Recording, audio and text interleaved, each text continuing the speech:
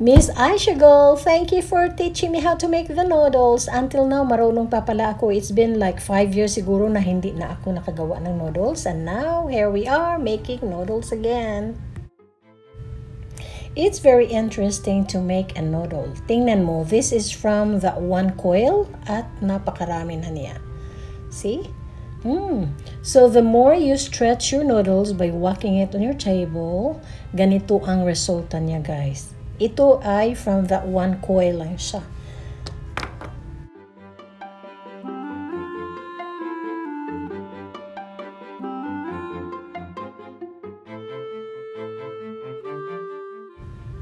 Yes, isn't that nice? Look at that. Look at these noodles. So the more you stretch your noodles by doing this, the more your noodles become thinner.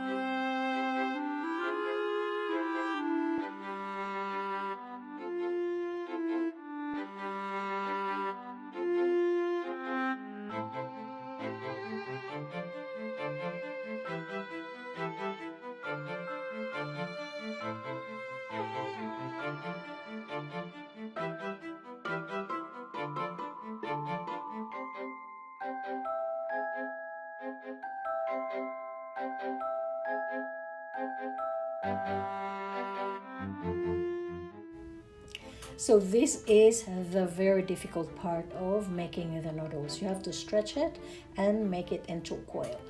But the problem is when you rest your noodle, when you rest your dough, you add oil in it and then cover it, right? So para ma-maneuver ninyo paano mag-stretch ng noodles is to add flour. Too much flour, it will not stretch. So all you have to do is to wet your hands and then you stretch your noodles like this. And then after you stretch, you make it into coil. So ayan guys, it's very slimy in your hands and it will slide in your hands. So just maneuver it. Either you add flour or you wet your hands. That's it.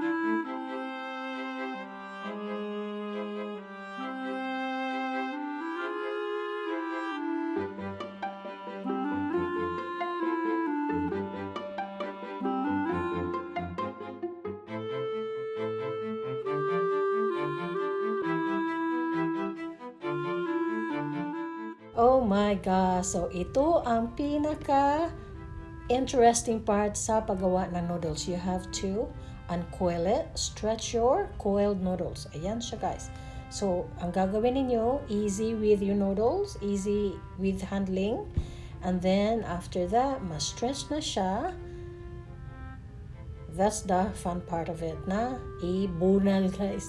Ito siya guys. So, ganito ang paggawa ng noodles. Isabit sa lahat ng mga daliri ninyo and ibunal, guys. So, ganito siya. You need a good space para paggawa ng noodles. Ayan. And then, you have to stretch it doing this. Stretch, stretch, stretch, stretch. The more you do this, the more your noodles become thinner and thinner and longer and longer. So, ayan. Very easy. Just follow my lead. Just follow what I did. And makagawa kayo ng noodles. Good luck!